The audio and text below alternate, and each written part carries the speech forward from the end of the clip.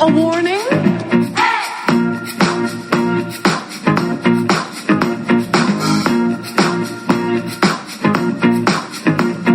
There's nothing to worry about. I'm worried that you work in an office. Have children. Celebrate wedding anniversaries. The world of heterosexual is a sick and boring life. See these two people? I hate these people. How can we both be in the marriage and I'm miserable and you're content? Walk. It was Christmas Eve in Connecticut. I was minding my own business, breaking into this rich guy's house when...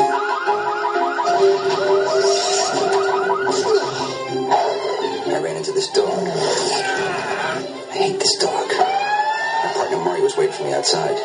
Murray's an idiot. Murray. This is Santa Claus. Not the real Santa Claus. This is some drunk guy pretending to be Santa Claus. Anyways, the cops came. I took those two people hostage in that house that I hate. And guess what? Their relatives showed up. Why? Because it's Christmas Eve, remember? Remember how much I said I hated those two people? That's nothing compared to how I feel about the rest of their family. The TV's broke. What are we going to do all night? Celebrate the birth of Christ. I hate this guy, his wife, his kids, and this lady. Well, I think this is sick. I'm in hell. You want to have sex with him? What? It was a nightmare. It was just, it was cops and candles and kids and booze and fruitcake and Santa Claus and... Sex and drugs and women being set on fire. Fascinating. It was such a nightmare that now I hate Christmas. I used to love Christmas, you know. Food and reindeer and ties and bags of fluffy new socks. Now I even hate socks. God, I hate this movie.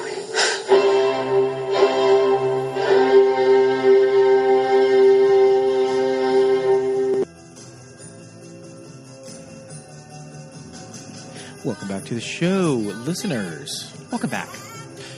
Scott, Pete. it's officially the holiday season. It's officially the holidays. We're watching some Christmas movies and movies that made us gay. The most wonderful time of year. We did not have Lutefisk No. today, but you know, I don't think I've ever had Lutefisk in my entire life, and I'm okay with that. Mm-hmm. I think I can probably go a little bit longer without testing it. But this movie might make you think otherwise with those delicious Scandinavian recipes. Listeners, my name's Pete. And I'm Scott, and these are the movies that made us gay. Darren Elms, welcome back to the show. Darren, we have you for a Christmas episode. Hello, guys. Hello. We have the apartment all decorated for Christmas. We're getting in the spirit, and we decided to watch one of our favorite Christmas movies. Yes. So, Darren, when I wanted you to come on for a holiday episode, I said we can do anything that you want Christmassy, and you chose The Ref. The Ref. Yes. It is my favorite Christmas movie. It really is. I've loved this movie for probably 20, maybe 20, more than 20 years. Yeah. It makes me so happy. I laugh every time I watch this movie. It is a Christmas movie. And the funny thing, it released in the spring. Released in March. Yeah. That's probably why it didn't do so hot at the Didn't box do office. so good. And, you know, but it is I've read up a little bit on the history of this movie since, you know, it came out, and obviously not a big box office success at all, though critically pretty well reviewed. Yeah. Yes. But it tanked, and it's gotten, kind of a cult following since then. And I think a friend introduced it to me on DVD maybe in the early 2000s, late 90s, and I just laughed my ass off during this entire movie. It's so well acted. I will argue it's a very gay movie, and this is why. I think, the cast. Yeah. The cast alone. So good. You know, Kevin Absolutely. Spacey and the controversy in him being gay, that aside, the women. Yes. Yeah, so good. Judy Davis, Christine Baranski, and Glynis Johns. I mean, absolutely. these are three actresses that I just have loved in other movies that are much even gayer than this movie, but in my opinion. But it's just the trifecta of them and their lines and the delivery. It's just beyond. Love it. Yeah, absolutely. I mean, nothing says the 90s like Judy Davis and a brown lipstick. Yeah. I was totally thinking about her shade. I think she's an autumn. I think she is absolutely an autumn. I'd remind Pete that she's an Aussie. She's from Australia. She is. I always forget that she's Australian. Pretty good American accent too. No, it's impeccable. You would never know. It's impeccable. You'd never know. But I mean, I think that's just kind of a trademark of hers. This dark, is it like a berry lip? Is it like a cranberry? It's peak mid-90s, though, for sure. Earth tones. The spiky hair. Oh, my goodness. All of it. Yeah. No, she's wonderful in this movie. I feel like in 1994, this was probably the first thing that I had ever seen her in. Mm-hmm. When did Me and My Shadows air? Late 90s? Yeah. I want to say that was around 98 or 97. Yeah, that sounds right. Maybe even 2000. Oh, it's 2001. 2001. Really? Me and My Shadows, one of those movies Wow. that it's remembered very fondly, but it is not readily available anywhere. So Hard that to is get. why I have never seen it. Yeah. I have a DVD. Okay. I love it. You want it? I love I might have to borrow it. For Yeah, Christmas? it's not even like a YouTube, Scott. Like, I don't think that there is a current stream of it Sure. on YouTube. Hard to find. yeah. It's actually Life with Judy. Wait, no, I just messed it up. Life with Judy Garland: Me and My Shadows. That's the full title of it. Lorna Luft, I think, it's her book. I think it's based on. Sure. Yeah, that makes sense. Yeah. And the actress who plays young Judy, She was on True Blood. Tammy Tammy Blanchard. Blanchard. Tammy Blanchard. She was in Into the Woods as one of the. She's one of those stepsisters. with Christine Baranski. With Christine Baranski. There you go. She did Broadway too. She's Okay, pretty great. That makes sense. That makes sense.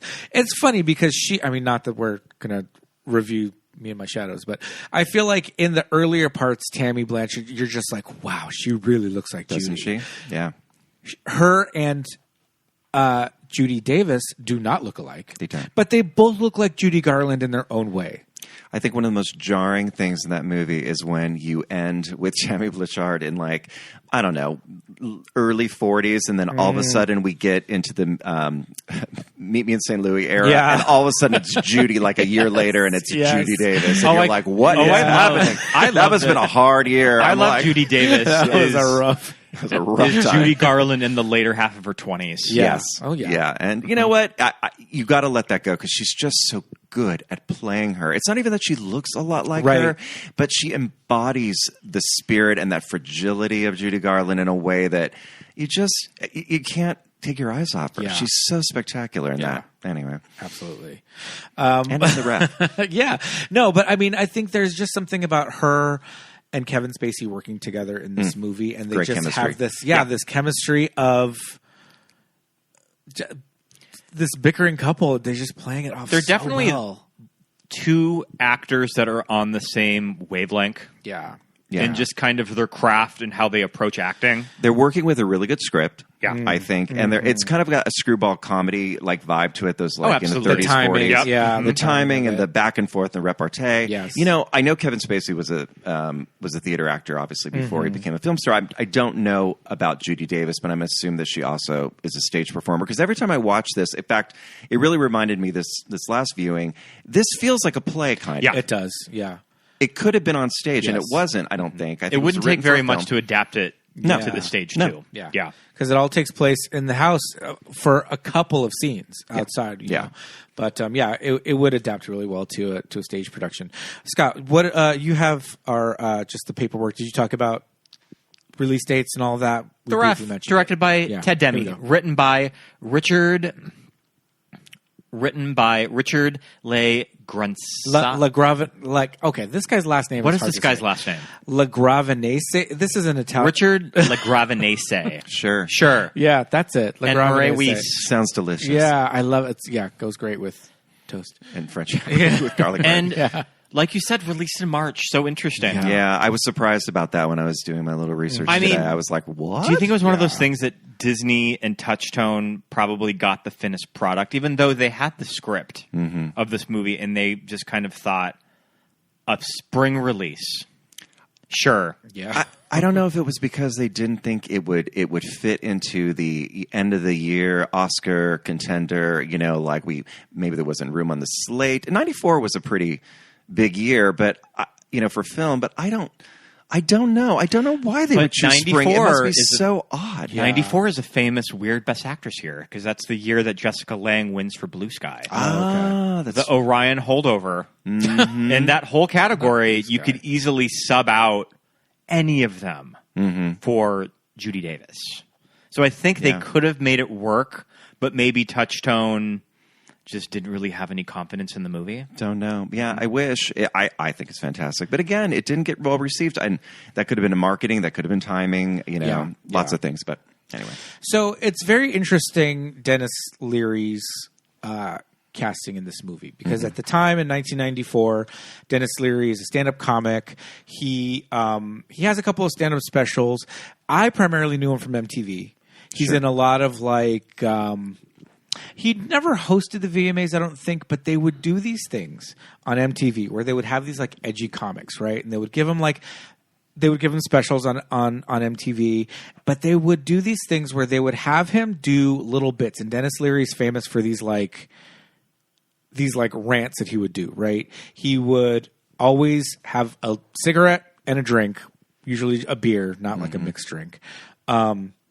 During his stand-up performances, and he would go off on these rants, right? And he would speak really, really fast, that Denis Leary way, just very kind of like, just critical of a lot of stuff. Scott and I were watching some of his stand-up where he was going off on like Starbucks or whatever, and we're like, oh, how timely. Starbucks, how celebrities going to rehab. Yeah.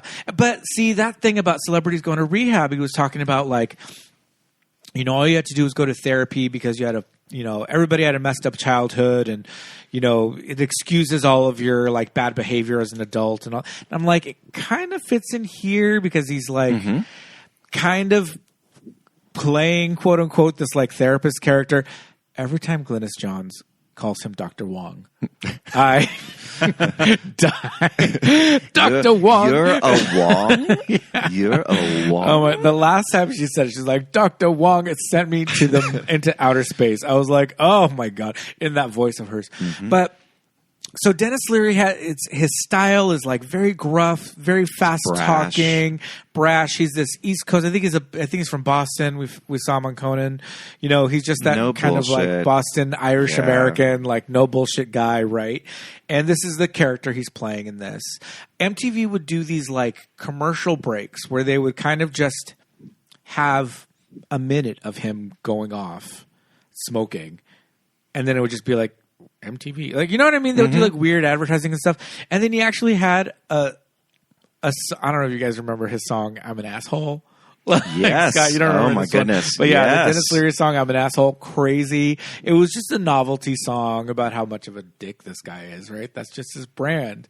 So I'm wondering how much of this was written specifically for him, or, what kind of a take he had in all So of it. what I read today, actually, in doing a little research, I read that this was written in the late 80s, I think 89, by this pair, and I believe they're related. I think they're in-laws or something like that. Okay. And something like that. And they pitched it to Disney, and Disney actually bought it very quickly. They really liked the idea of it.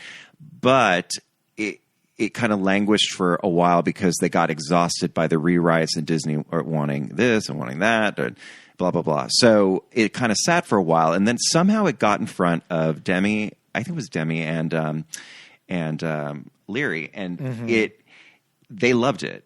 And they were like, we need to do this. And so that kind of accelerated, and that got it going. And it kind of went into production fairly quickly. Okay. And I think that Ted Demme had directed some stand-up specials for Denis Leary. And that's how Denis became involved with the movie. And I'm assuming that they probably had to do character reworking when Denis Leary signed on. I'm reading right here that Ted Demme directed those MTV spots that I was just talking about. Okay, sure. Yeah. There we go. Okay. And he also directed No Cure for Cancer. So maybe they were looking for a good vehicle for him. Yes. Yeah. Okay. Then that makes sense. And I'm sure maybe they kind of like maybe tailored it a little to him when he came on, because it's very Denis Leary specific, I feel like. And he really was the star of this because he was hot at the moment. Yeah. Kevin Spacey was not a well-known name at the time, nor yeah. really was Judy Davis in the Right. States, at least at this Right. point. You know, I had seen Kevin Spacey in a show on Broadway in '91, and so he was still primarily a theater actor, I think, just breaking into films at this point.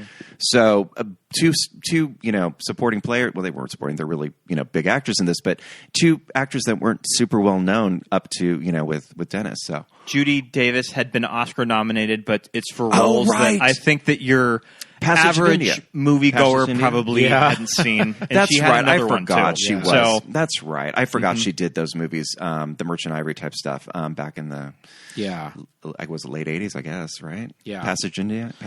Swimming with Sharks comes out right after this, April. Okay.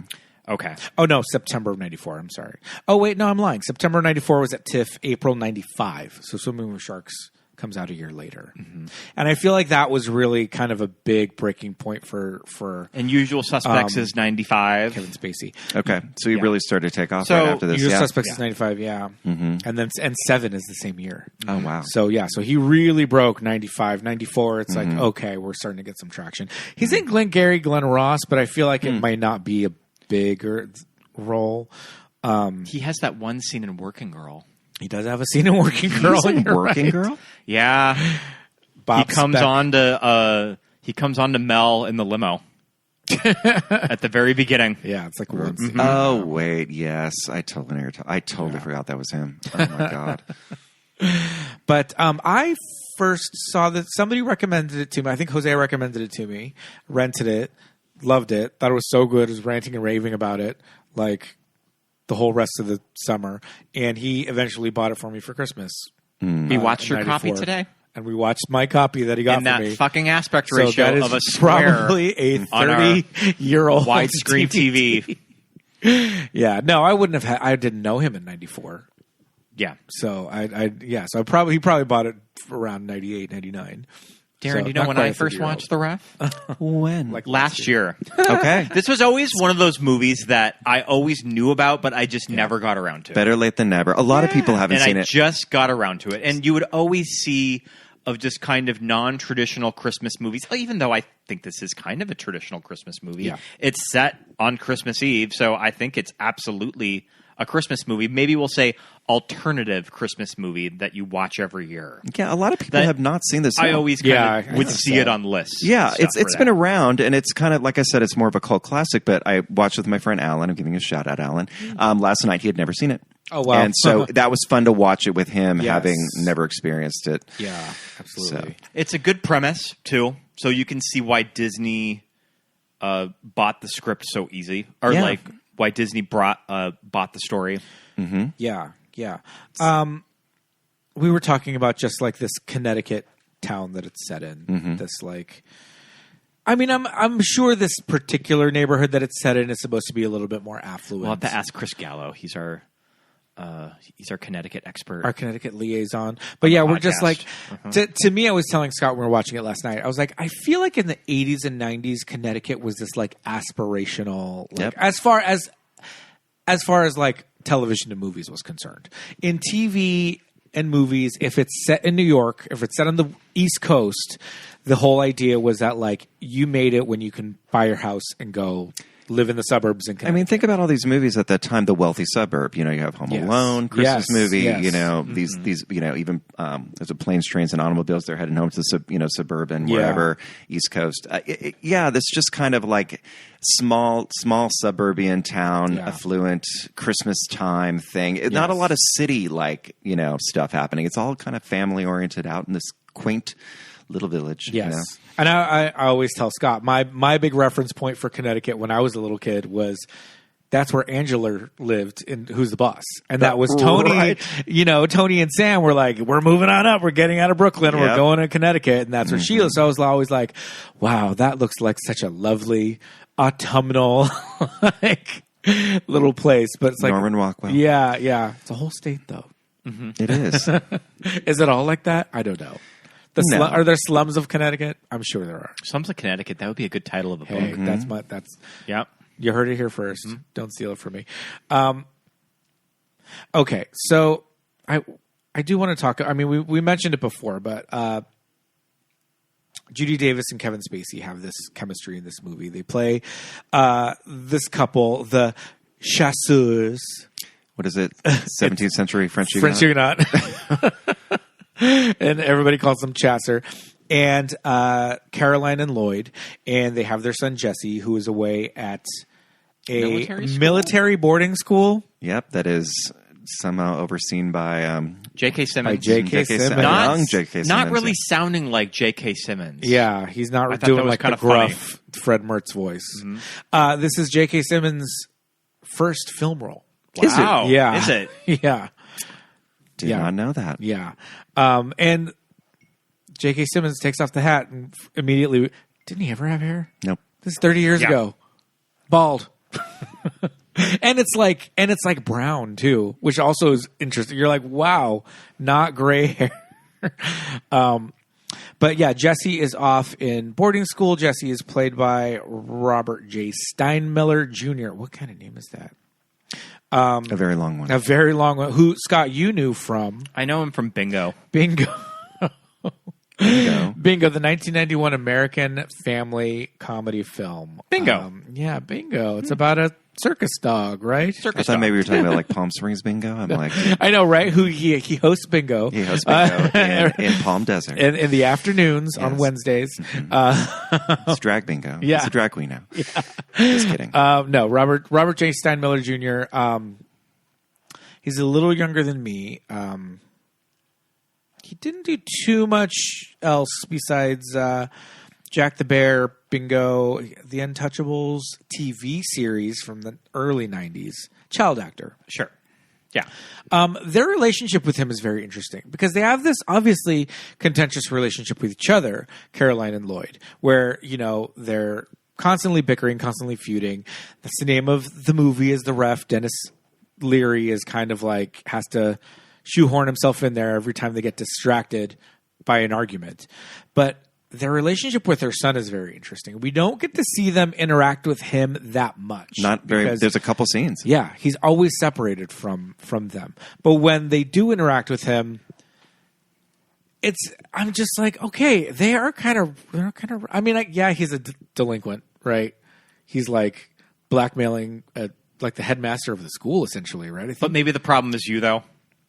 Yeah, parents. Yeah, you can tell they have an affection for him. You know, She you tell does. that- yeah, she I does feel like especially. she's very- yeah. He's colder. I think Yeah. he's got more expectation on him and thinks he's a bit of a disappointment. Right. She's obviously very coddling. You can tell you get that vibe. Sure, yeah, And yeah.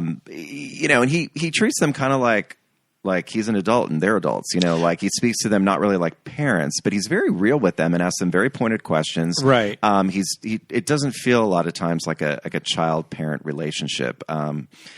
But then again, he's not around that much. And Yeah. But it seems like Lloyd probably speaks to him that way too. Like probably Lloyd always just talked to him like an adult, even when he was a little kid. I kind of Right. get that vibe. But yeah, I think that it's just an interesting dynamic to me of Jesse, the son with the two of them. But like I mentioned earlier, the movie starts off with them in a therapy session with B.D. Wong as their marriage counselor. named Dr. Wong. Dr. Wong. I always Coincidentally. forget B.D. Wong is in this movie. I know, because it's a cameo, Yeah. essentially. He's only in the one scene. But his name is brought up so often. And I think that's just kind of built in as a little bit of a joke that Denis Leary would be referred to as Dr. Wong. Correct. But again, sends me to the moon each time, so it works. But, you know, we right off the bat, we see their dynamic of them just like... They get so distracted with their fights with each other that everybody else in the room just kind of like doesn't matter. And it gets to the point where he's kind of telling them to like, all right, everybody, let's calm down. Let's take a breath. And they just both turn to him at the same time. And they just, yeah, fuck you. Right. So it's like, okay, this is the kind of couple that we're dealing with. But I just love the intro to this movie is that monologue of her talking about the dream she had. Just it sets up this movie so beautifully because it's just so insane. She has this dream. It's super intellectual and cerebral and kind of not body, but just like kind of gross and funny though. Just the penis was a garnish. Don't eat the penis. It's just garnish. a garnish. and just Kevin Spacey's withering look as she's telling the story. It just sets up their relationship so nicely. How she's able to like articulate, you know, this dream and how Kevin Spacey's just kind of this. this poor husband sitting over there, having to listen to this. And then you kind of get into his drama and his shit, and you kind of see what's going on with their relationship. Yeah. Not good. Yeah. I feel like sometimes in this movie in particular, Kevin Spacey, he kind of has this thing that he does pretty well, like later on this year in Swimming with Sharks, and where he plays this kind of like condescending, like asshole character, right? Which I'm like, all right, is he playing it so well? Because maybe it's the many shades of Kevin Spacey. yeah. Yeah. But I feel like every now and then when he's going in there and he starts to do these little like mini monologues to her, I'm like, does it come off a little prissy? Yes, is it sure. Yeah. Coming off like a gay man? Totally. He's just like, he gets a little like his shoulders start to shudder a little bit. He does that kind of does this little head tilt, he's a little B. Arthur. Yeah. Little bit. And I don't think, at the time it was so kind of early in his film career, in his like kind of Hollywood career, that people were just kind of getting to know him as an actor. And it's just like, oh wow, he's able to play these characters. They're like kind of gross and kind of like, mean, and he plays it so well, and he just plays this villain so well. But it's like, I don't know. I think after so many years, we're looking back, and it's like, okay. There's a reason why he can play this character so well. Yeah. And they are despicable people in many ways, like the way they talk to each other and the things they've done. And like, but that's what I love about the movie. It's like these are very imperfect people. Yeah. But again, there's this chemistry with them, even when they're at their nastiest with each other. Yeah. But then there's this vulnerability that starts to happen. We could talk about it as we go through the movie here, but that they're also likable people because you do genuinely feel for them about the issues they have with each other. I connected with that, especially watching it this time. I just really paid attention to their relationship and the breakthroughs that they have throughout this movie. Oh, yeah, absolutely. So Denis Leary is introduced early on. He's a cat burglar, a thief. Right? Robbing a house. One of the like richest guys in town, I think. An amusement park guy or something? Yeah. And he also has like these crazy like contraptions to like catch thieves in his house. Like he's got like trapdoors and stuff, which they call out. Yeah. He calls them like Wile E. Coyote like booby traps because it's like it's crazy. Like there's a trapdoor. So we kind of get this character set up, and he is also set up as somebody who can kind of give it as much as Caroline and Lloyd. When the way he like talks to his partner. Yes. I forget his partner's name. Marty. Marty, I think. Murray. Murray.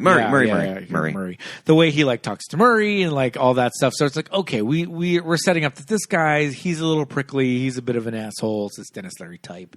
So we're watching this movie. It's 1994 Denis Leary. So this is 30 years ago, and Scott and I are both like, Denis Leary can kind of get it.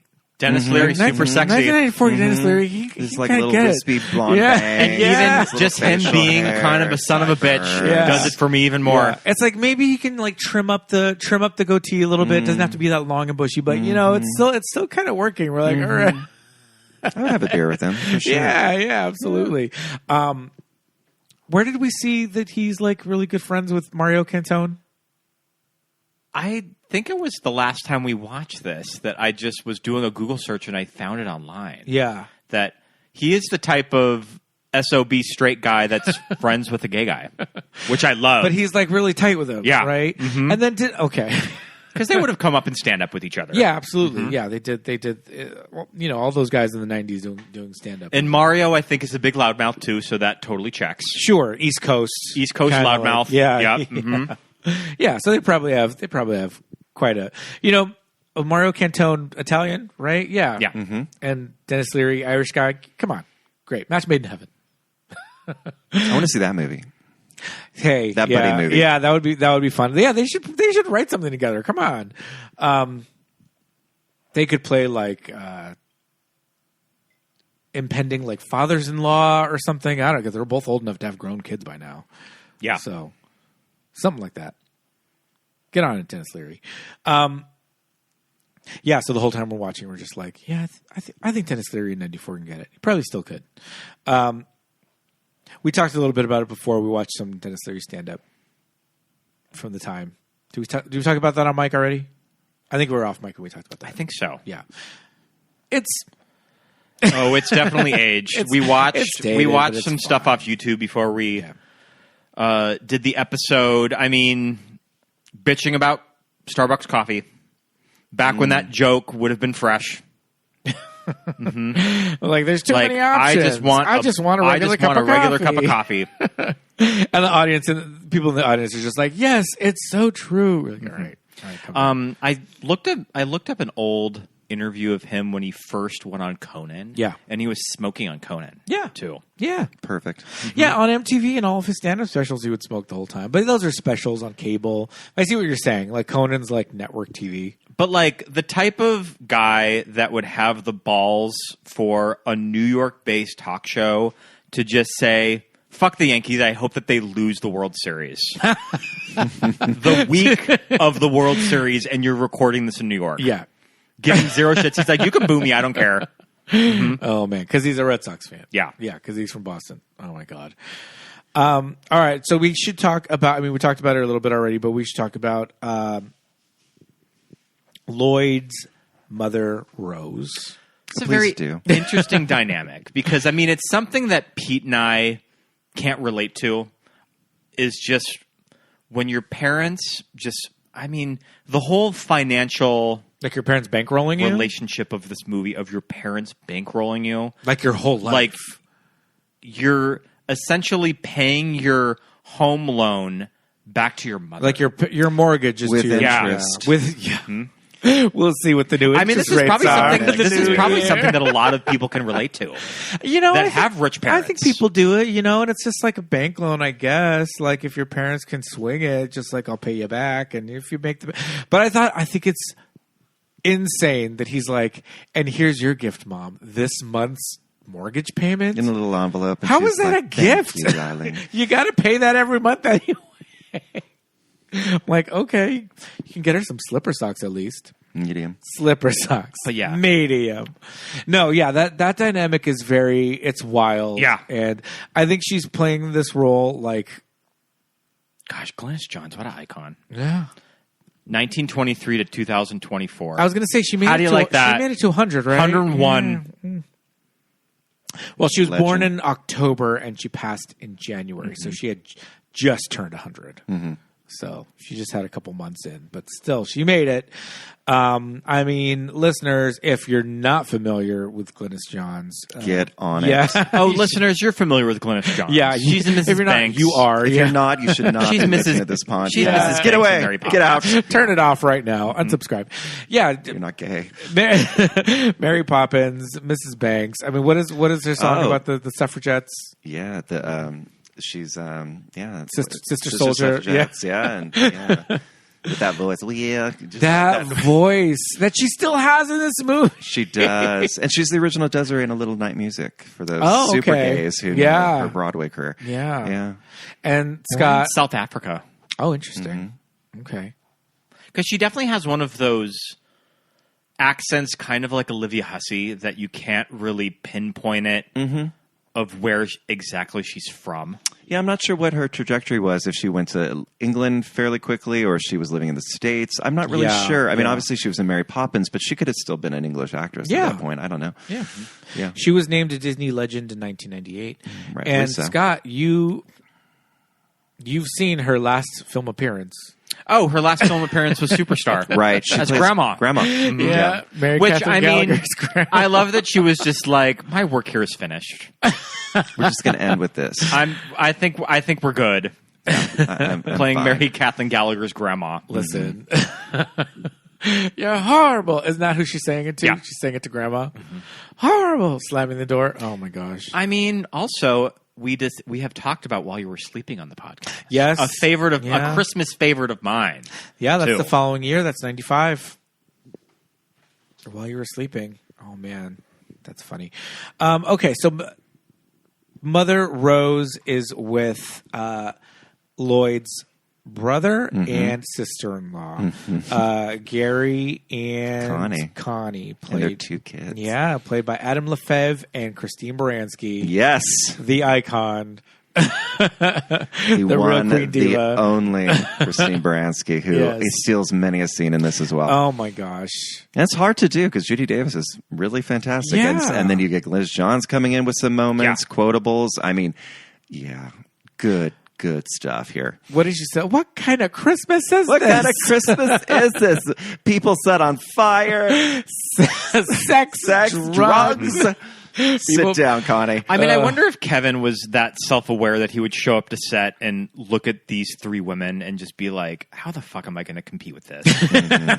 When you're doing a scene. Yeah. And he does have some With all of great them. moments too, Yeah. though. He really does get in there. You know, Yeah, I will give him that. They all are fantastic. I mean, even the kids are fun. I mean, yeah, I honestly, I believe, even though I think Denis Leary is really fantastic in this movie, I feel like the rest of the cast kind of has all those memorable lines. Those are the ones you remember, you quote. You know, he's like the anchor. He's the glue that kind of pieces this movie together because his story is obviously super important. But he's quiet for a lot of the second half. He of the movie. really is. He's kind of letting it all play out. Yeah. He started Yeah. something and then he's watching it go down. He's obviously helps. You know, I don't think he means to, but he's really just trying to get them to shut the fuck up. Right. But he's able to somehow lead in some of their breakthroughs and get some of the family to actually be called out for who they really are. Yes. He's the truth, sayer. Yeah. The kids of the brother and sister-in-law, the daughter, the actress named Ali Robb, who plays the daughter Mary, they cast her because she kind of looks like Christine Baranski. A little bit. Yeah. A little bit, yeah. She has Christine Baranski's nose. It's like so specific. It's like, oh, okay. I think casting director saw her and was like, "You're in. You got it." I love when she's listening to Judy Davis tell her story about like their romance back in the New York days, and she's all enthralled at the table. Yeah. I'm like, I love this chick. Like she sees who these people are. She's here. She's not like her parents. She's down with this. I think the kids are doing a really fun job of just reacting to everything. Yeah. They do. Well, they really, know that when they go over to Caroline and Lloyd's house, that it's going to be fun. Well, it shit's going to go down. Yeah. Well, first of all, they're on their way to Christmas Eve dinner at Caroline and at Aunt Caroline and Uncle Lloyd's house, and we are introduced to them in a diner eating burgers. Yep. It might be the last decent meal we have. Yeah. Who knows what Who knows what Scandinavian concoction she's going to make this year. What is she? A Scandinavian potion? Oh, my God. So great. Yeah. So it's like these people already are pretty rotted. The husband, the brother, he's not as bad. He's just a little like, okay, he's just kind of going along with everything. Pushover. Listen, every time I watch this movie and he says, Caroline's leaving me, we're getting a divorce. And it cuts to the brother and he goes, why? And Glynis Johns with this smile that grows like the Grinch. She's like, what? But after all that, after everything we've seen, after the He doesn't cursing say and the much. cigarettes, why?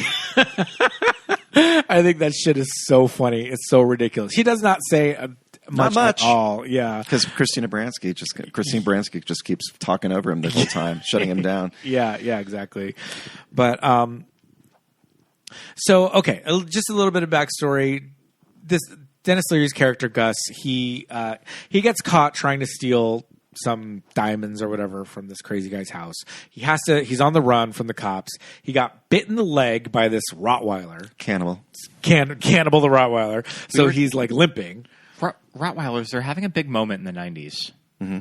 I feel like dogs kind of went through. There were like fashionable dogs, especially to have as like guard dogs. You remember in like the early 80s, it was like Dobermans, and then it went to like German Shepherds, and then they became police dogs, and then it became like Rottweilers. Rottweiler. Yeah. I think Rottweilers kind of had their initial moment in The Omen. When they were like the devil dogs in the Omen. 2000s, it was adopting pit bulls. Yes, yeah, exactly, right. So he's on the run. He like makes it to this convenience store. Caroline is inside buying something. I forgot what she's getting, but she goes by herself. Mm-hmm.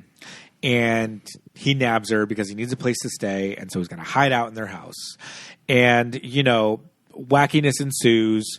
Well, and he slowly starts to realize this couple. He picked the wrong couple. Mm-hmm. That there's a lot going on here. Yeah. Immediately. Yeah. They start arguing within minutes. In the car. Mm-hmm. Yeah, with like a gun to them. And he is right in the middle of it. Yeah. arguing about the stop sign and arguing about, all of that. You want to sleep with him. Giving him a Band-Aid. And so when the in-laws come over, they've got to figure out a reason why he's there. Because he's not going to leave, but, they're going to figure it out. And so that's when Dr. Wong comes into play. He's going to be their psychologist. They've already established that they're seeing someone named Dr. Wong, so that's him. And, this dinner happens, and she has decided to do this, Scandinavian Christmas with the full... the St. Lucia wreaths and the candles burning on their heads as they sit around the table. My it's forehead such is a starting brilliant, to brilliant scene. So good. No, it's great. And, the continuity of all the candles, it's working. I'm not taken out of it. It's they all look insane with these wreaths, with the full lit candles on their heads. And, she's talking about the lutefisk and the Kringles and all of that, which, Scott, you and I eat a Danish Kringle every year. Yeah. At the during the holidays. But that's about it.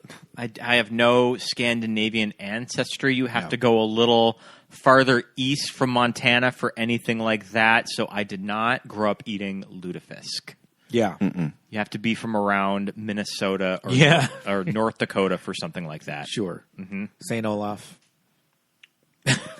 Does Jesse come home before the? Yeah, he comes home before first, the in-laws. and he kind of there's some scuffles and stuff that happen upstairs where he tries to free himself and the parents and holds the gun up. Yeah. There's a lot of the one thing that makes me uncomfortable about this movie, I will say, the gun stuff, because the gun is used very intimately. He has the gun to people's noses, faces a lot in the movie, and it's an interesting choice. Obviously, it shows the stakes and that he's not messing around, but it does kind of contrast to kind of this character, who's supposed to not really be a murderer. He's a thief, and it has this kind of danger and that seems kind of mismatched a little bit to the rest of the things going on. But I guess it's a necessary plot point, but it's just a little bit much. I noticed that last night when I was watching it again. It felt a little uncomfortable at times. There's that shot of Glynis Johns.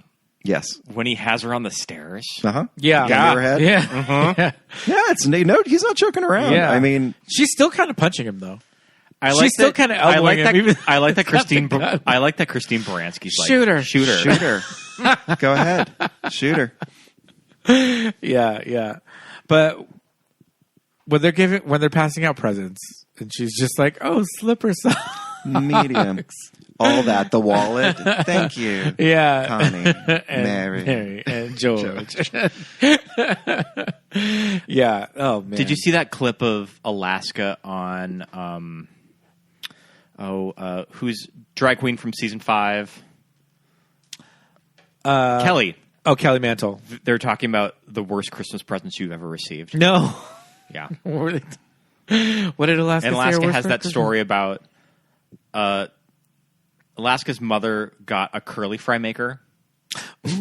That's really famous. It's like you put the potato in it and twist it, and it cuts them into little. It made me swirls. think of bad Christmas presents, and like a I don't good know if I've ever received anything that terrible. My grandma Youngbauer would have a knack of gifting us stuff from our childhood that she just wanted to get rid of. That she just passed off as Christmas presents. Mm-hmm. But maybe that's a little more nostalgic than bad, though. Yeah. Yeah, I was just kind of thinking, can I relate to a really bad Christmas present? My friend got from her mother a Zales discount card that was actually in her sister's name that got mailed to the house. That was put into her little gift basket, along with some tea that was expired that she actually gave her 10 years earlier. True story. Re-gifted 10-year-old tea. True story. Wow. That's, yeah. Her mother won't be hearing this podcast. I'm not worried about it. Exactly right. But the most fucked up thing about all this is that the fact that Rose is so rich, right? Yeah. This house that they're living in is hers, that they're paying her essentially. It's not even mortgage, it's rent, I guess. It's a repayment on a loan. Yeah, it's an important part of the story because, Lloyd's, he's also works at the antique store, which is his mother's, and a little backstory on the couple. They had this dream. They lived in New York. They opened a restaurant, and it failed. They got a bad review in a journal, a very important journal that I'm assuming is fictional. And that called said what was the review For it was for Hindus if you're Hindus out, like, on a fast, this is your place kind of, and Lloyd gave up supposedly, and kind of says to Caroline, what if, she suggests, well, we could, what if we moved back into Connecticut at your mom's house and you did this, and kind of left the decision up to him. So she kind of blames him for actually doing all that, when in reality she's the one that kind of brought it up. So this is the house that he grew up in then?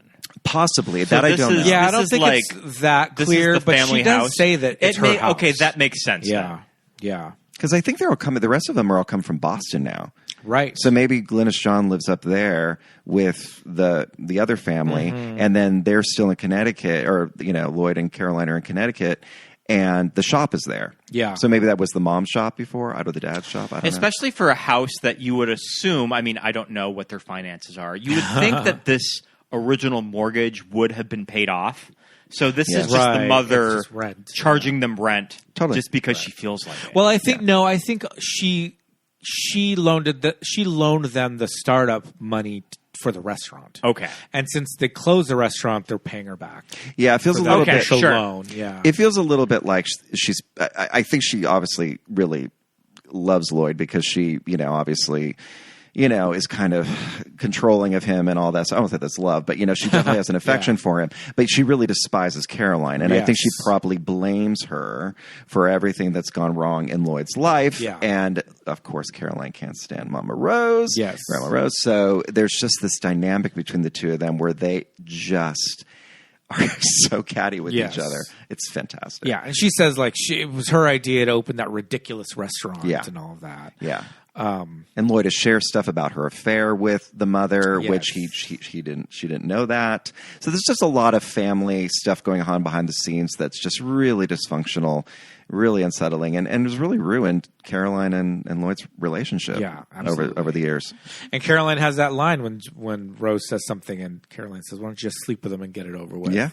To which the kids are like, "Oh shit! Oh shit! She went there." But yeah, so it's that kind of. She feels like it's that kind of relationship that she's just too overbearing of a mother with her two sons, and she one of them who can't stand up to his wife, and the other one who just doesn't have a spine at all or something. So yeah, that's dysfunction right there, big time. Yeah. But and that's got to be crazy to just be like, okay, it's a beautiful house. It's like there was a painting of the mother. I want that painting of Glynis Johns. Yeah. Why isn't my painting above the fireplace? No, but there was an art piece. Who was it? The artist. The Chagall. Oh, you're talking about the Chagall in the stairway. Yeah, the stairway. Yeah, and they make a comment. Again, it's also about class. Denis Leary talks about how he's looking at it, he's like, "Is that Chagall?" She's like, "Yeah." She's like, "Do you want it? You want it?" Yeah. And then he kind of makes a comment on her privilege. Yes. Really, and just says, you look at this, you have these beautiful things around you all day long, and you don't even appreciate it. Yep. Yeah. Mm-hmm. Yeah, that always got me. She's like, "You want it?" So, but that's the kind of house that this is. There's a Chagall on the staircase, just in there, but none of it's theirs. At the end of the day, none of it's theirs. It all belongs to Rose. Yeah. And yeah, that leads to why her relationship with everybody is so fucked up, but. We get some great lines out of it. Mm-hmm. Do we have some Just favorite who lines do you of the think movie? you are? Slipper socks. Medium. That's definitely up there. I also eat me. Lloyd, why don't you eat me? I don't even remember what the lead-in is to that, but just her with the wine glass and that wreath on her head, just kind of sitting back in the chair. I have a screenshot of that I'm going to post when this comes out, because it is just so delicious. Yeah, that's a good one. The monologue that Kevin Spacey gives after they give out the gifts to Rose, that little quip, it's fantastic. Which I can recite, but we can maybe save it we can insert it later. But it's there's so many good lines in this movie. Yeah, I mean, I like when Denis Leary, when he is first in the car with them, I think, and they start arguing. He says, "She's hijacked my fucking parents." Yeah. Mary, gag your grandma. I'm in hell. Connecticut is the fifth ring of hell. Mm-hmm. Oh yeah, she says, "Do you know you're bleeding?" And he's, "Were you shot?" "No, dog bit me." "What dog?" "Willard's dog." "Cannibal bit you?" I love that they just know the dog. His name's Cannibal. Where are you hiding them, Caroline? And that look she gives, like, what do you mean? The cigarettes? No. There's a moment when Caroline's kind of going off, and she's just like, I forget which part she's going off. It's about the restaurant, and you gave up, and, it was one bad review. She's talking, she's having her moment, she's walking, and she does this business where she walks, and there's like an armoire with some stuff in it, and she just is standing in front of it, and she turns around, just puts her hand in, and grabs a pack of cigarettes out. Sure. That are hidden in there. Another pack. And it's completely, if you were not paying attention, noticed it you last wouldn't night. even notice it. Because I think she gives one to Denis Leary, because because it's a pack of Reds. Yeah. And he has the pack of Reds later. She thinks and then when he comes over and lights her cigarette, it's just like, oh shit. That character would smoke Reds Without too. saying a word, he just comes over with this big fucking Zippo and just lights that cigarette, and you're like, oh man, inside the house. Mm-hmm. Well, once she walks into that room and drops that whatever it is she brings in the dessert, and she said, then don't eat it, and just lets it fall onto the coffee table, we're in for a good night. Yeah. She is loosened up. She's a little lubed up. She's just ready to let go. Sounds much too sweet for me. Then don't eat it. Don't eat it. Oh my God. Yeah, with lime zest. Like, that sounded good. I'd have that.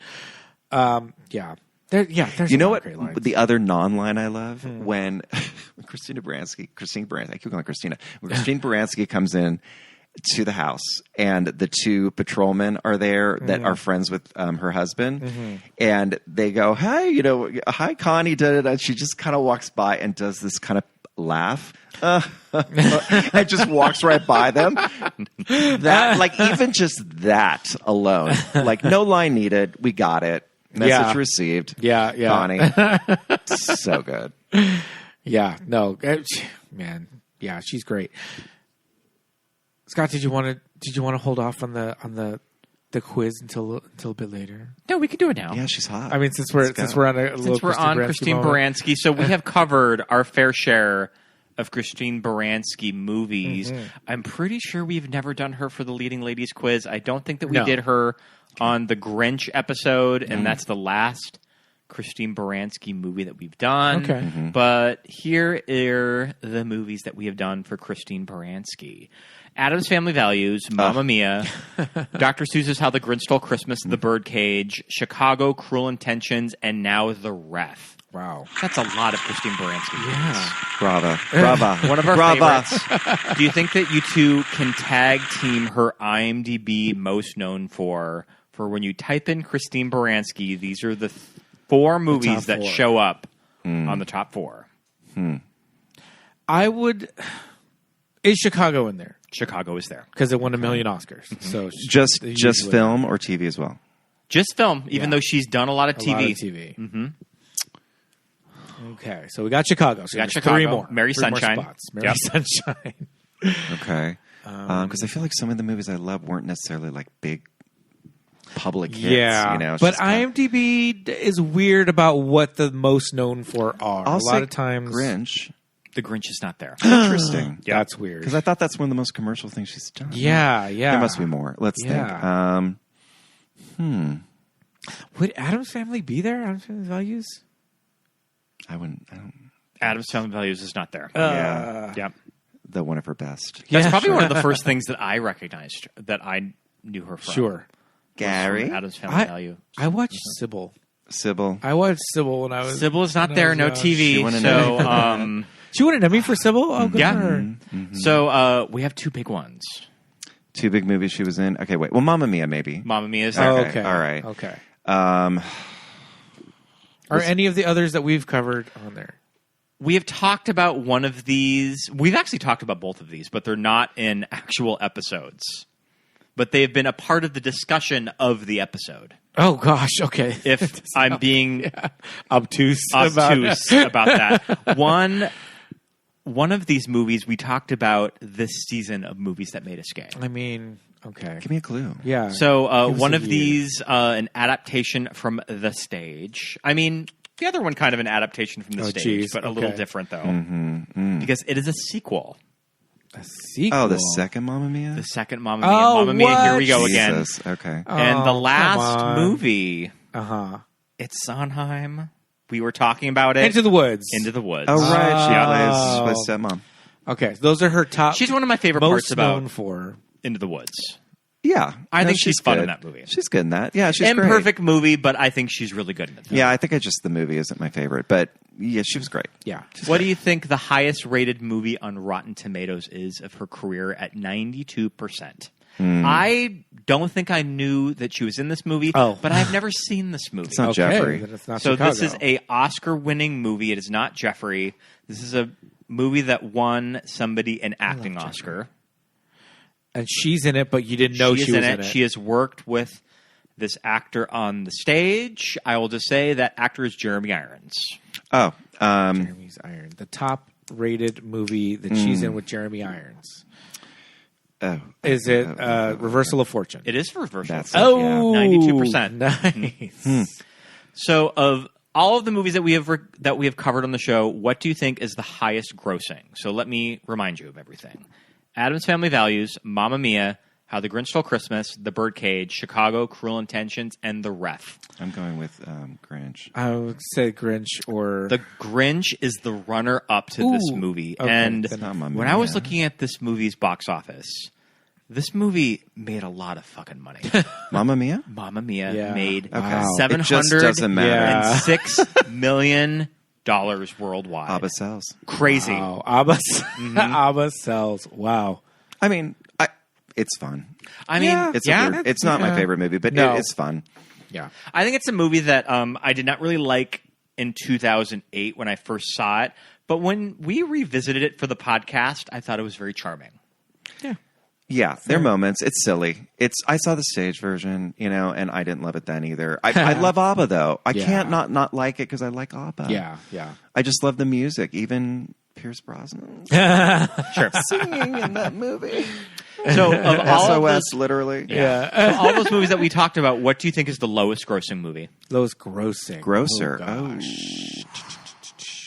Of the ones you said, Yep, this one. No, this it one. is. It is. Is This this this one? one. Yeah. is $11 million. Yeah, I know it didn't do that $11 well. And all of these $1 movies, I mean, genuine hits. Like all of these Wow. movies that we have talked about on the podcast did make money. Yeah. too. $11 million. Yeah. That's crazy.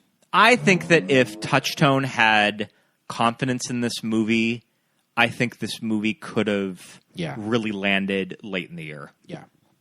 I If agree. they would have saved it for November or December of '94, I think they could have had a hit with it. I think it was ahead of his time too. Yeah. Oh, yeah, for sure. So Christine has won a SAG, a.k.a. the Actor Awards. What the fuck is that? Now when you look up on IMDb Awards, they're no longer the SAG Awards, they're the Actor Awards.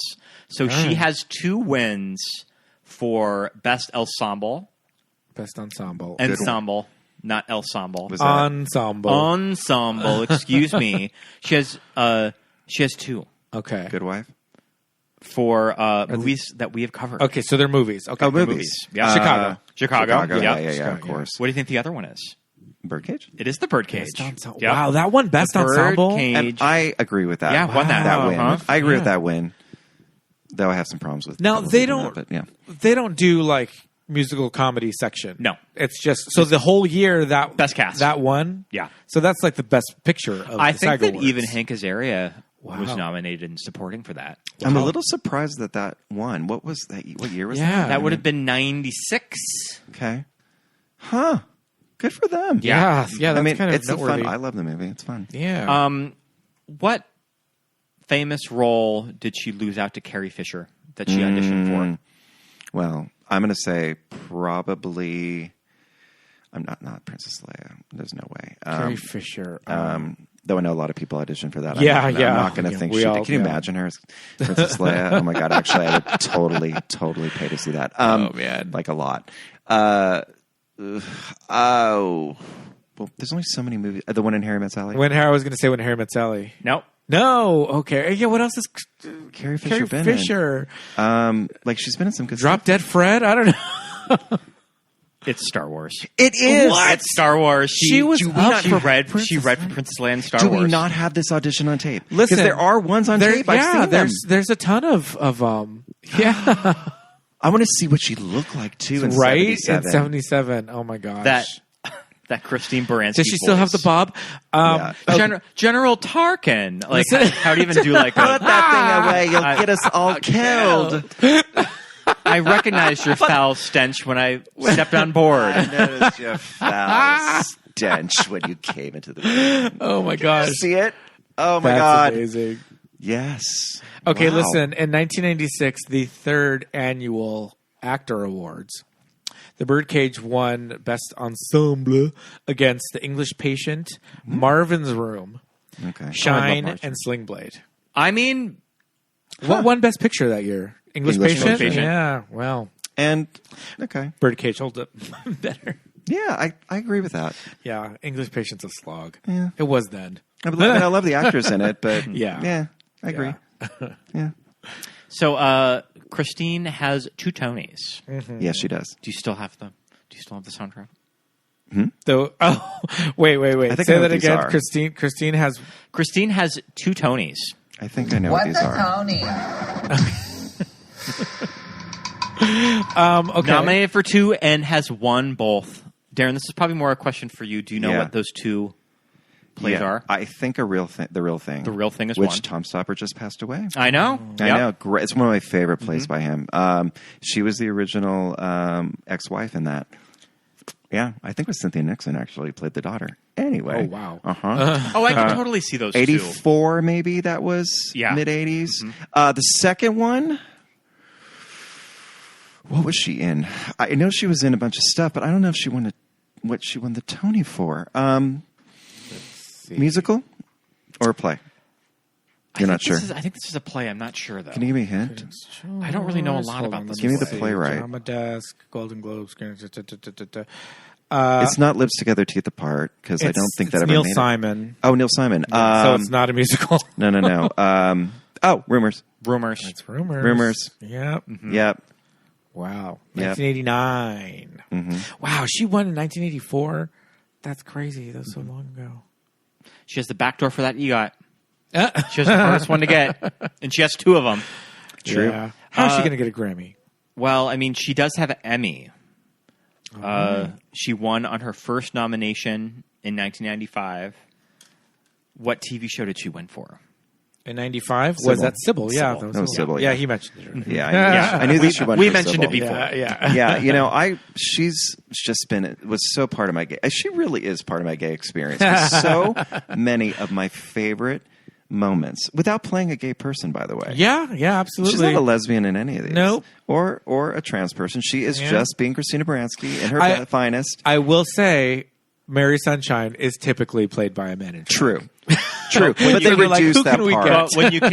Well, when you can get Christine Baranski, Yeah. Yeah, they reduced that part. I mean, she's had a song, and they took it out for the movie, which was probably fine. Yeah. But Jeffrey, she's in the movie for 2 minutes, and just also like Sigourney Weaver in that movie, just a really yummy little part. And then Addams Family Values, The Ref. You know, she just showed up in so many different movies that I loved when I was coming out, and kind of made me that I realized I loved because I was gay, or at least noticed and got the humor because I was a little different. Yeah, absolutely. one of those could have been Star Wars. I cannot. Could have been imagine. Star Wars. It could have been. What could have been? Oh my gosh. Okay, so do you think that was Sybil a soft ab-fab reboot, or was it just a copycat? I think you've mentioned this before. I never thought about it that way, but sure. Because she's clearly Patsy Yeah, she is. to Sybil's Eddie. She is. Right. Kind of a very sophisticated version of it. Yeah. It's a little more sophisticated, a little bit more New cleaned York. up for U.S. prime time. Yes. You know, they drank, but and I think Christine's character was a little bit more like and even Alicia Witt the drinking is Safi. Is Safi. Yeah. Okay. She's very Never thought about it. I never thought about that either. It's very analogous. Like all the even the Alicia Witt's dad, it all kind of works together. Didn't watch a lot of Sybil, to be honest. As much as I love Christine Baranski, I didn't watch a lot of Sybil. I did watch a few things with her, and I loved her in it. I thought she was great. Yeah. I was an ABFAB fan, so I didn't feel the need to watch the American version of it, which I never put together, but I think you're right. Yeah. Okay. All right. Now, listen, there actually was an American reboot that was titled Absolutely Fabulous, starring Kristen Johnson. Agatha All Along. Who I love. Is it Kristen Johnson? It's Kristen Johnson is Patsy, and it's Agatha All Along. It's Catherine Hahn. Now, I watched, this has nothing to do with anything, but the entire pilot is on YouTube, and I watched it. And? It's insane. Do you think it could have worked if it would have gotten picked up? I would have watched it, but I feel like it would have gotten canceled. Yeah. It's hard to duplicate something. It's really and it's set in L.A., right? It's set in L.A., yes. She is still a publicist. Patsy is a stylist, like a fashion stylist, and it's set in Los Angeles. I think Catherine was too young for the role. Because I think that's part of like Eddie's character is that she's just like this tragically aging hipster kind of a thing. You know? She would have been pretty young at that time. She was probably still in her 30s at that time. Yeah. So, it just wasn't the right time. But I think Catherine was really going for it. She was really given the old Jennifer Saunders. She's a really good actress who I don't think has gotten her due until now. Yeah. And they're in her 50s. You know, she's been around for a long time. What year was that AbFab? Oh, I don't know. 2004, 2005, yeah, probably something like that. Yeah. That late, huh? Wow. Yeah. Let's see. I've got a cat in my lap, so it's hard to type. American reboot. It's not great, but it's also not as bad as people think. 2009. Oh wow! So it's around the time of the Kath and Kim reboot. Oh or yeah, like the Kath and Kim American version. Then. Yeah, they were trying. 2009 seems really late for an AbFab. I agree. I would have thought it would have been much earlier than that because AbFab was early 90s. Oh yeah, it was. Yeah, I didn't grow up on a lot of AbFab. Okay, it's something that I have not really watched a lot of, but recently I've been watching a lot of episodes of it, though. It doesn't. It ages pretty well. Yeah, it's funny. It's still funny. It's ridiculous and amazing, and just so well acted and just genius. I mean, I'm so lucky that I had that when I was coming out as well. To have this representation and this just unapologetic, kind of gay adjacent, these women who just were living this fabulous life in London and just being total messes. Yeah. And love it. Yeah. I remember the AbFab, the Pet Shop Boys did a song about AbFab, and it was playing in all the clubs in '94 and they were in the video, and it was just like, oh yes, this is a moment. This is a gay moment for sure. Yeah. Yeah, Christine Baranski played Marianne on Sybil, and she was just kind of like the hard drinking, rich Patsy character, and it worked for me. Sybil was only on for 3 years. It's only around for 3 seasons. Okay, but I kind of think that Christine Baranski was kind of one of the main reasons that it lasted as long as it did. Because Sybil Shepherd's great, but I don't know, comedic actress. I think she needs somebody to play off of. Yep. Right. It's kind of like Will and Grace. So, Karen also, that similar type of character. Yeah, that's true. Later. Yeah, that's true. That's really the most successful version of that character on American TV. And they did, like AbFab, they skewed so crazy towards the end. Just completely absurd. Like where the early seasons, it was kind of just like, it's kind of like Friends, but we're older. But by the end of Will and Grace, Karen especially when they get into the live episodes of Will and Grace, where they're really doing some crazy shit. Karen's driving speedboats, and Rosario's flying helicopters. It's getting crazy. Jet skis. Yeah. So yeah, we jumped the shark literally. Yes, yeah, but you know, still great. It worked. Megan Mullally, love her. Oh man. Okay, Scott, do you have any more Christine Baranski That's it. questions for our? We love her. Do you remember the rumor about her? No. That she was on the Brady Bunch, and she denies that was her. She does look like her, the actress. I don't believe it is her, but there was an actress at the slumber party. She so she's one of the friends. One of Marcia's friends, I believe Marcia's friends. Yeah, that I believe is the one that planted the drawing of the teacher in the desk of another student and said it was this and blamed Marcia and all this stuff. And they stole that from Little Women. Yes, and totally did. And there was a rumor going around for a long time that, there we go, that was her. Oh, that's not her. No, that's not her. No, it's not her. But it looks like but you kind of, until you revisit the episode, in you're your like, head, wait like, a minute, oh, yeah. that matches up. The timing, the age, that could be her. But then again, if she was auditioning for Princess Leia, that was only like 5 years after this? Yeah. I mean, if that, yeah. So I guess that maybe would put her about that age. I don't know. It could skew correct. I mean, listen. Carrie Fisher was young. Rita Wilson is. Yeah, I was going to say Rita Wilson's one cheerleader. of them. She's a cheerleader. Yeah, that was on the Brady Bunch. Tell me, who are you? The Bears. When you watch those Princess Leia auditions, Isn't like Terry Nunn show up? Terry Nunn from Berlin is in there. In what? In the Princess Leia auditions. Oh, I did not see that one. Yeah. Sure. Her read is kind of not great. Okay. Especially when you see Carrie. Well, they edit it to show like Carrie's best take. But Carrie was so. Yeah. You watch it and you're right. They do kind of lead up. You're kind Yeah. of like, nope, No. And then pass. yeah. Then you're like, wait a minute. That's the one. I think we got something. Laverne and Shirley. Cindy Williams. Oh, Cindy yeah, Williams. Cindy, yeah. Yeah. Yeah. She was big. She was big at that time. She was Yeah. in film. She did American Graffiti. Yeah. And she was. I mean, Harrison Ford. She had worked, in that with him. I wonder if Marie McCormick went in to read for Star Wars. I bet she did. Can you imagine? She has a story of would going to the Raiders of the Lost Ark audition high. Like showing up, like Yeah. blasted out of her mind. Love it. Well, good for George Lucas for saying, "We'll see Marcia Brady. Like so she can come in."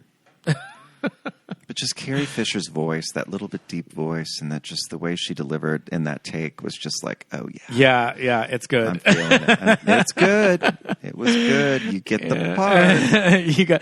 I feel like though it's in none of the footage, but I feel like people always say that like Freaky Friday, Jodie Foster.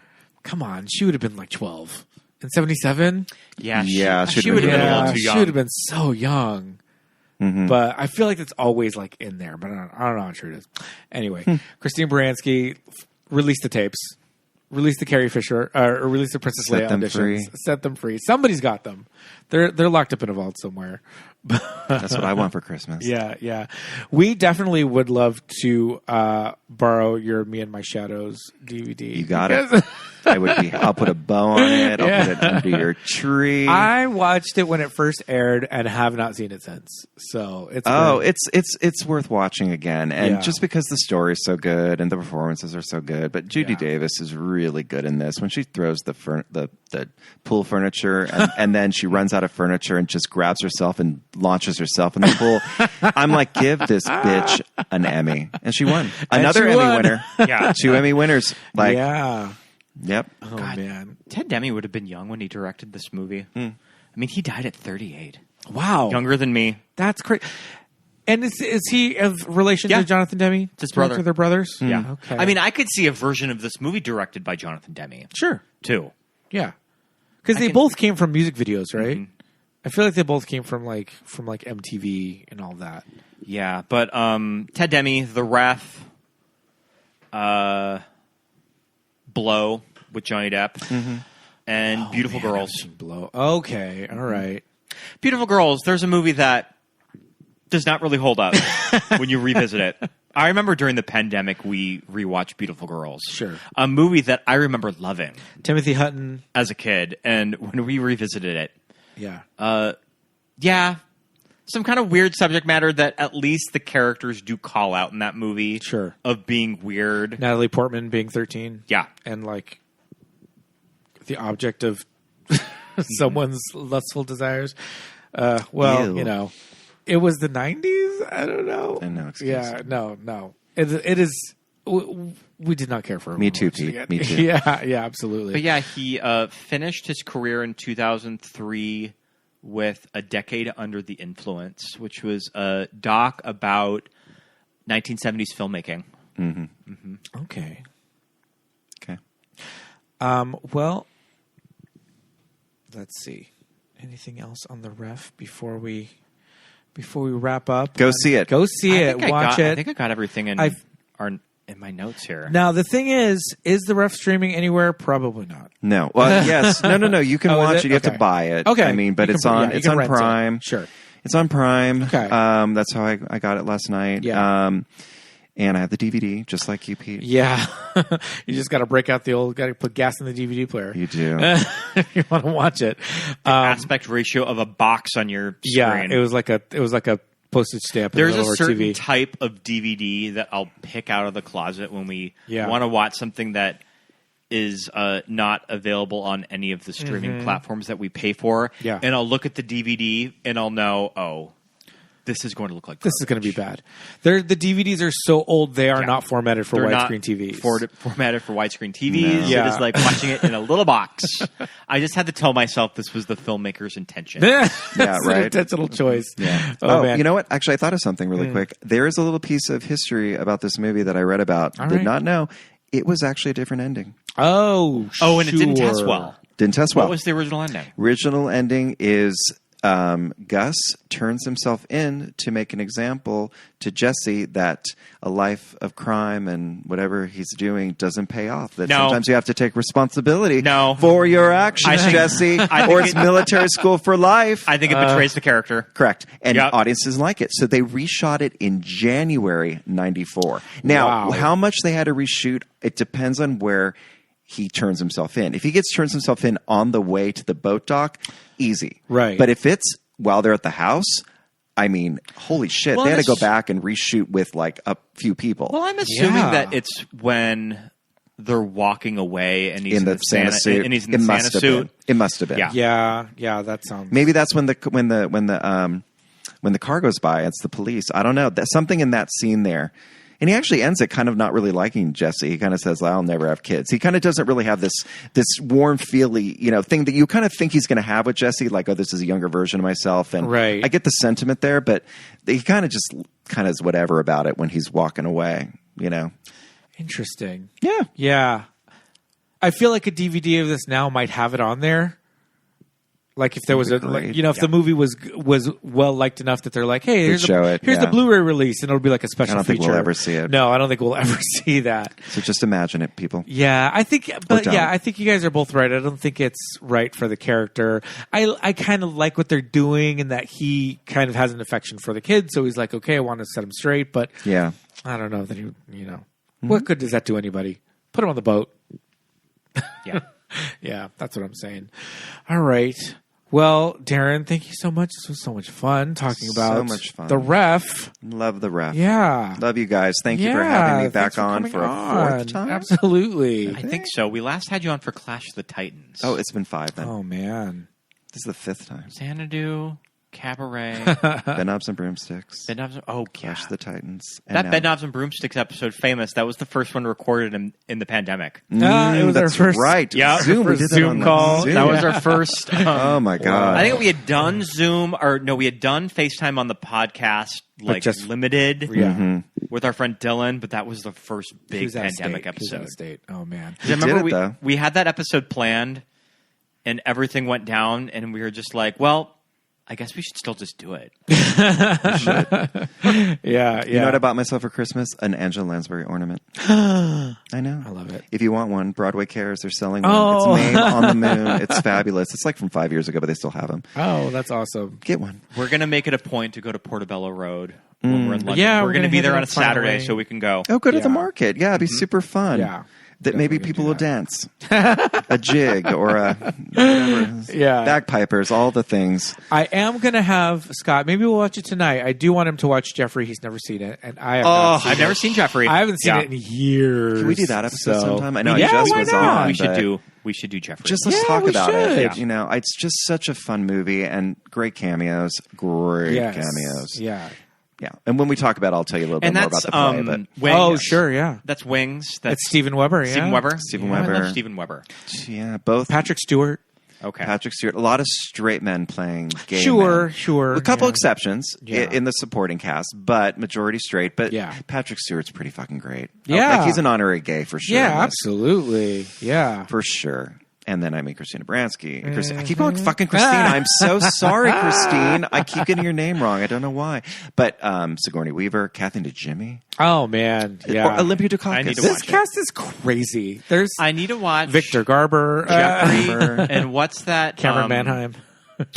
Billy's Hollywood. Billy's Hollywood Screen Kiss Screen Kiss. is with Sean Hayes. Hayes. Sean Hayes. Yep. Yeah. I remember seeing that in the theater back in the day. Yeah, oh that's God, from so around many this good time, movies, too. guys! And just Yeah. look at how many episodes in are you guys? Like Nathan 300 something. I over mean, 300. oh my God! And Way there's too still many. so And many there's more so many movies more that we we have haven't. not Yeah. talked about. Yep, absolutely. Come back for more, people. Yes, indeed. Well, yeah, I guess we've got Jeffrey in the books for next time then. So, listeners, you heard it here first. But listeners, don't go anywhere. Don't go anywhere. We will be right back with more show. And we are back. Thank you for sticking around to the very, very end, as usual. And thanks again to Darren Elms for coming on for such a fun movie. Glad that we got to this one. Yeah, I know a lot of people on the socials were like, hey, I forgot about that movie. Haven't thought about that one for a while. So hope you guys got to revisit The Ref and had some laughs at Good some Christmas yucks. movie. I mean, this is the official Christmas episode. It is. This is out the week of Christmas. Yes, indeed. I mean, we're recording this a little out of order. Yeah. But Christmas just kind of snuck up on me this year. Absolutely. It definitely snuck up on me this year. Big time. But, you know. We've been watching a lot of Christmas. Good Christmas stuff, We too. have. We've been watching all some the good Christmas regulars. stuff. Yeah. Trying to watch stuff new. I need to finish Santa Claus the movie. I mean, yes. Do we need to finish it? We should. We will. Just because we're completionists. But we broke out the old DVD trying to watch Nestor, the damn long-eared donkey. Okay, so we went through this last Yeah, year. I know. Nestor didn't load last year I know, when and we I did it completely for our forgot. Rake and Bass episode. Yeah. So I might have to pay $5 to rent it. You know. Or to buy it. To buy it. I would say for $5, might as well just buy it at that point. But yeah, some fun stuff this holiday season. Hey, sis, it's Christmas. It's Christmas. It's but Christmas, Danita. Danita's Christmas. And I have a little bit of a cold, so I kind of sound like Antoine. No, Antoine's a boy. Listen, I don't care about you. I don't care about Antoine. Yeah. I was just thinking about that yesterday, and then we had to look it up again. And ho, ho, ho. But I think it's that time I think it is that time. for the Weekly Rewind. Time for the Weekly Rewind. Let's get to it. So I just walked in the door Yes, you did. You literally just- from I was like, Marty how's the movie? Supreme. Me and Michael Morgan, friend of the pod, Michael Yeah. Morgan, and I super friend. went to Marty Supreme, Yes. and it's pretty good. Yeah. Yeah. Okay. Marty Supreme, I mean, I think that people's reactions to it, I think, will depend on how familiar you are with Ping pong. the filmography of the Safdies, because Sure. it is definitely a traditional sports movie on the outside, and then as it unfolds, you get the Safdie craziness Okay. of you're seeing this fucking mess kind of go through life, Sure. and all of this chaos is Sure. just surrounding him. And his name is Marty Supreme. No, I mean his real name is Marty Mauser. Okay. Marty Supreme is like his little nickname that he's trying to brand. Because on ping pong I was balls. going to say I don't know a lot about this story because this is what the 60s, the 50s, the 50s. the 50s. So we're not super well versed on old Marty Mauser, but as you say, like his life is kind of he's kind of like a crazy cuckoo The person. character is loosely based on the real life table tennis player Marty Reisman. Oh, I thought this is like a whole real story. I think it's like there I there's go. some You let me go on and inspirations on. in there, Okay. and then I think this is Josh Safdie. I think they just kind of created their own. Oh, character. here I am thinking that it's like a real person. I'm like, I don't know anything Kind of about is. this person. Yeah. We'll have to look up some YouTube videos. I'm sure that there's a lot of YouTube videos that give you a full history All of the right. character that he's playing. But the or real inspiration. But the real question is, how is one Miss Gwyneth Paltrow? Gwyneth is good. Old goop herself. It is, I mean, just the ultimate Gwyneth Paltrow performance, too, of just the looks that she gives little Timmy, of just sort of like this fucking kid. This fucking little twink that is just sort of like drawing me in with his bullshit and his charm. Sure. But yeah, Paltrow's really good. Odessa Azion, I think that's how we figured how you pronounce her last name. Sure. She's in I Love LA. Oh. Yeah. She's the friend in I Love LA. Oh, work. Okay. Mm-hmm. Yeah. She's really good in it. I mean, friend. the Safdie brothers know how to cast a movie, especially just finding fucking weirdos to be in all these movies. Okay.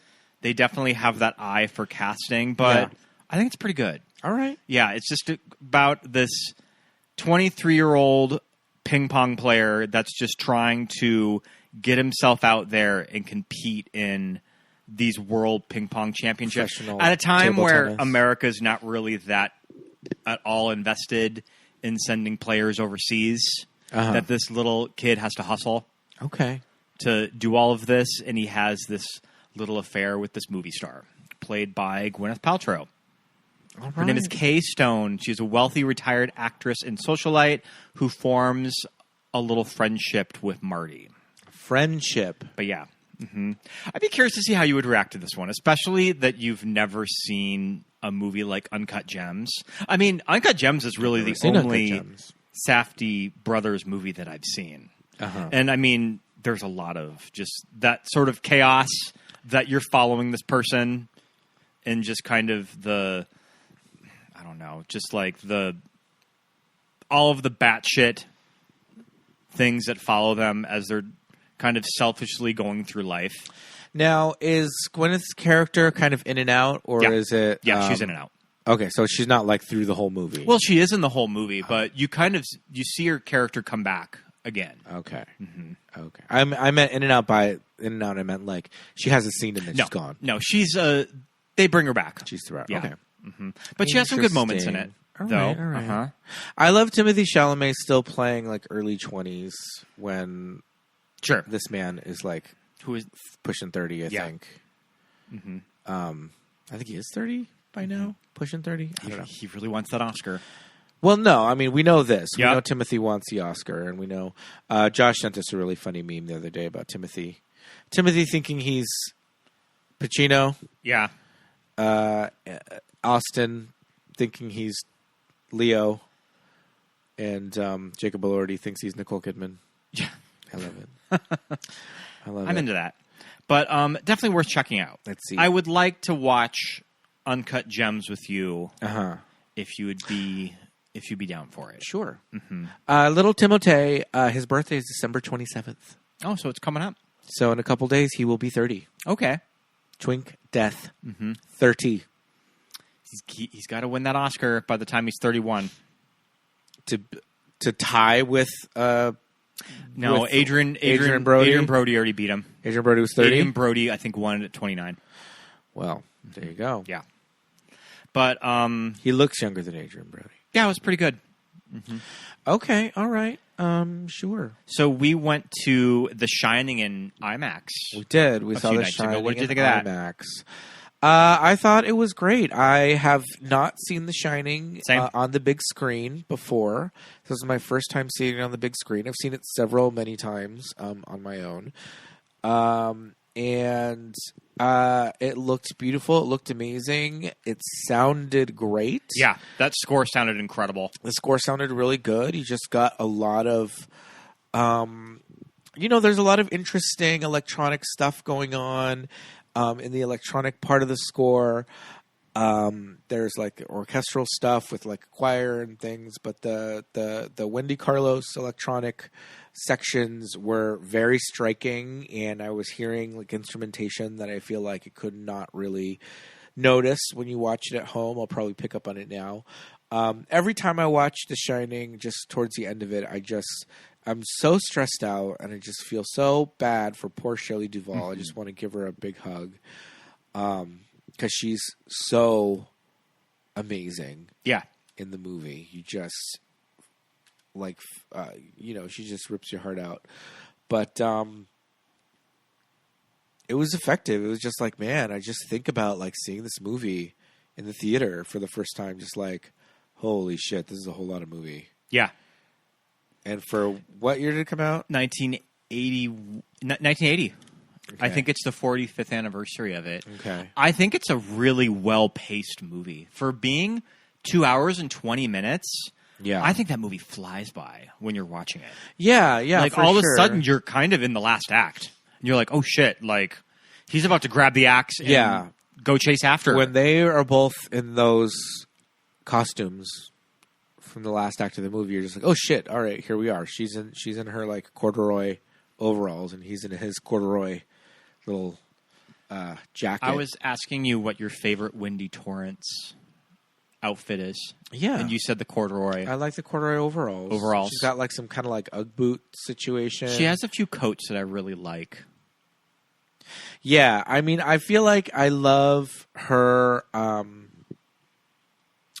look when she first arrives there, because it's very chic, you know. It's like a boot and like, you know, sports coat, and all that. But I think nowadays, if people do like a Wendy Torrance costume, it's usually the green plaid shirt with like kind of a tan turtleneck, and then the kind of brown corduroy overall dress situation. You can buy all of these costumes online. Oh, yeah, yeah.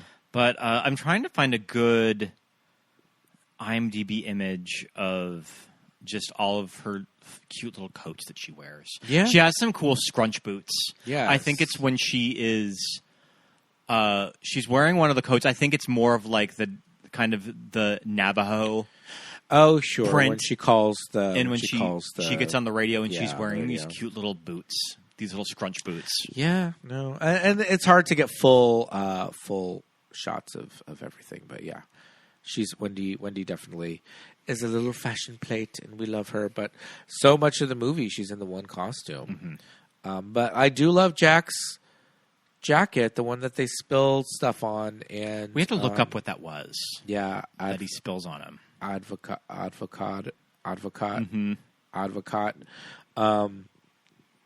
Yeah, but you know what this ties into? This ties into my viewing of It: Welcome to Derry. Oh, yeah, sure, you finished that. And the finale aired, and one of the main characters on that show is Dick Halloran, who in The Shining is portrayed by Scatman Crothers. And this is a character that is canon in Stephen King, that he is present in Derry during the events of the Black Spot nightclub being burned down, which is depicted in Welcome to Derry, and he's kind of I guess I would say a main character as the season goes on. So it's very interesting where they leave it with him. And do you know if he dies in the book? Like he dies in the movie? In The Shining, does he get axed? Gosh, I don't know if he gets axed, because I don't think that Jack is using an axe in the book. He's a using croquet mallet. Croquet mallet. Beats the shit out of Wendy with a croquet mallet. Mm-hmm. He might still kill Dick, but yeah, I'm not sure. Is it a popular opinion that more people like the movie than The Shining book?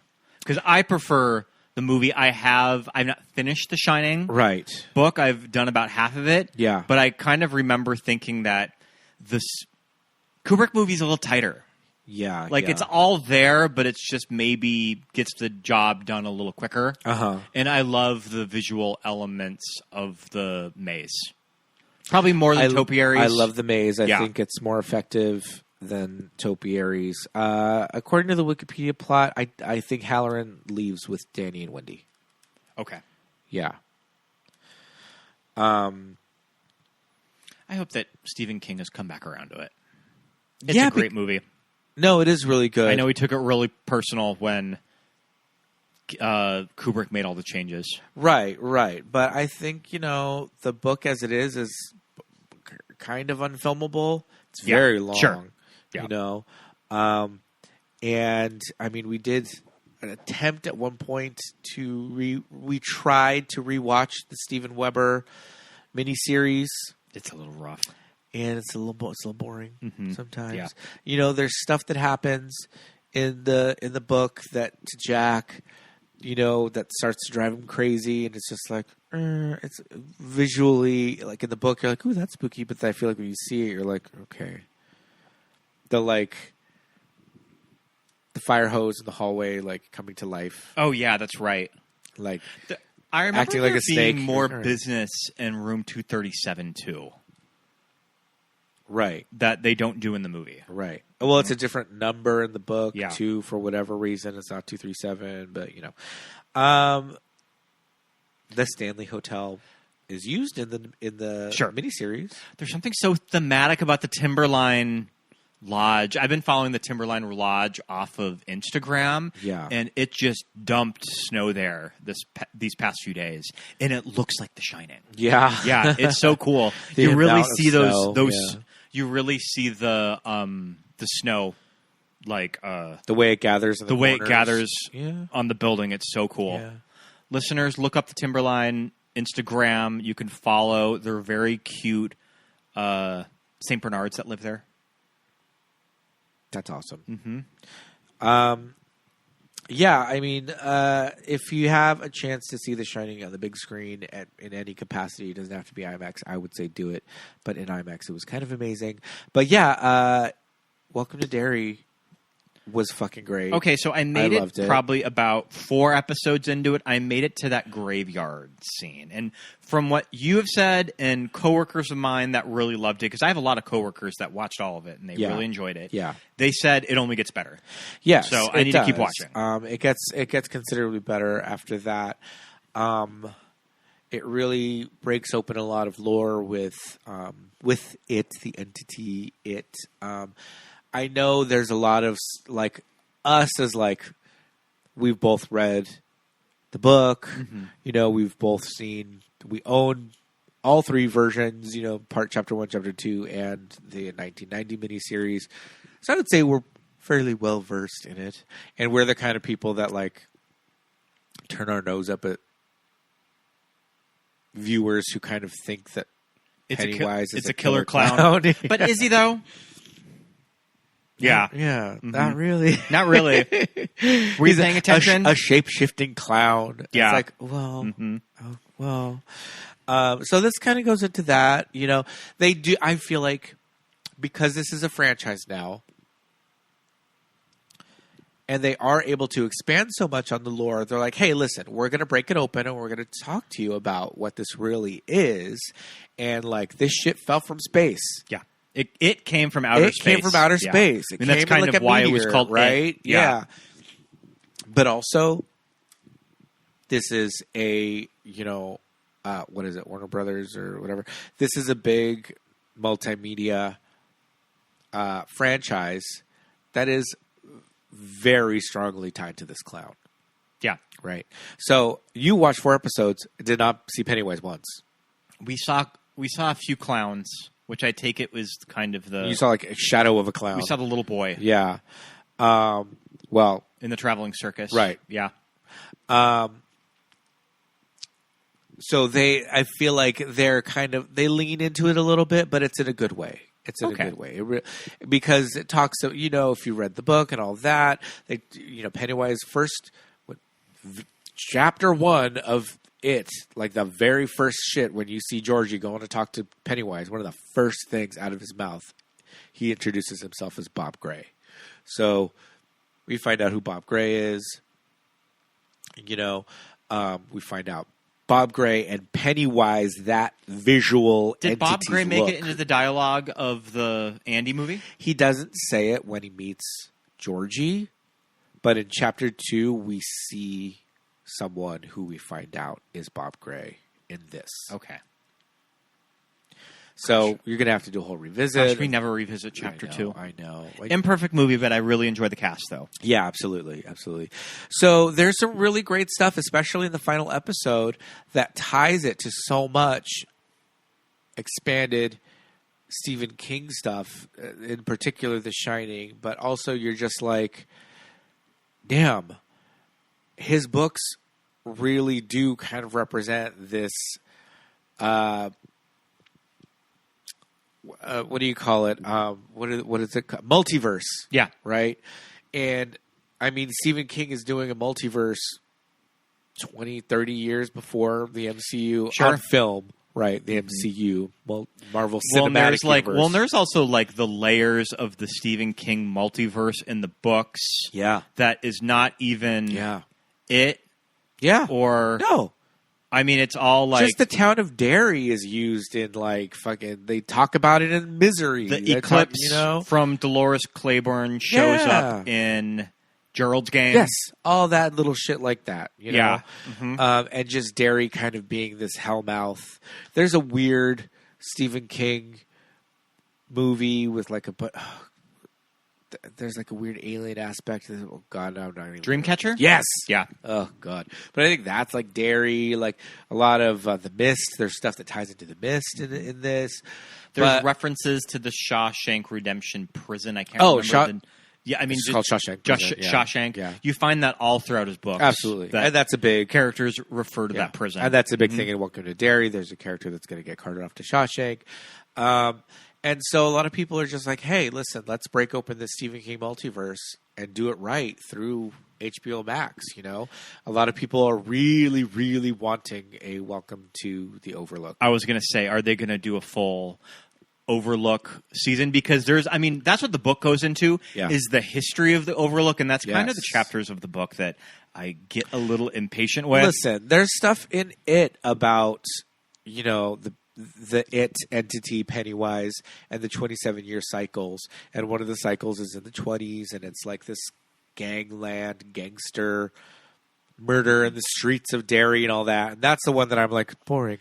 But I think there's a lot of stuff in The Shining about mob stuff happening. So do you think that when season 2 comes around and they do that that whole shootout thing, it might tie into the Derry, the Overlook somehow? They might tie it in somehow. I think it really could because the timing is right for the those mob two. activity. So the thing is, the way they break down in the final episode how each season of Welcome to Derry is going to go back the previous 27-year cycle, right?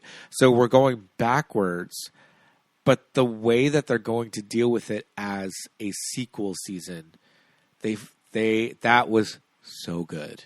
Okay. I was just like, fuck my drag. You guys just murdered it right now. I was like, oh, so good. You'll have to message Ashley Cassidy about it. Yes. I know that she'll have thoughts. I need to talk to Ashley about it. I think it was extremely well done. So.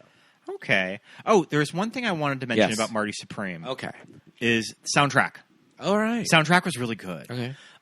They blend in music from the 80s and early 90s to the score, and it's kind of really cool. Interesting. Like, remember how that teaser is cut to Alphaville's Forever Young? Oh, yeah. It's in the movie. Okay. And there's Tears for Fears in it. There's New Order. And they kind of blend it into the mixing. And it's really cool. All right. It's something that I've never really seen in a period movie like that. Yeah. That I thought was very effective. Well, good for them. I feel like we're in this kind of era with cinema where it's like, why not? Mm-hmm. Why not? Yeah. You gotta be tied. I think especially when you're doing it's a movie. We know it's a movie. When you're doing a period documentary. Sports drama, Yeah. which there's been a lot of them, Yeah. that you kind of have to make it unique. Yes.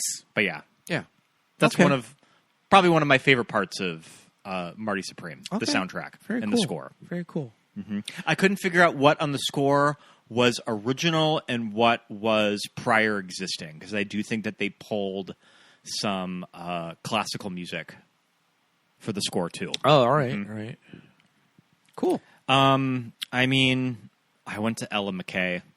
When I saw the reviews of Ella McKay, when it was in the low 20% on Rotten Tomatoes, that only makes me want to see it more. Right. I am like, I'm a glutton for punishment when it comes to stuff like that. Oh, man. When a movie like that gets bad reviews, it makes me want to see it even more.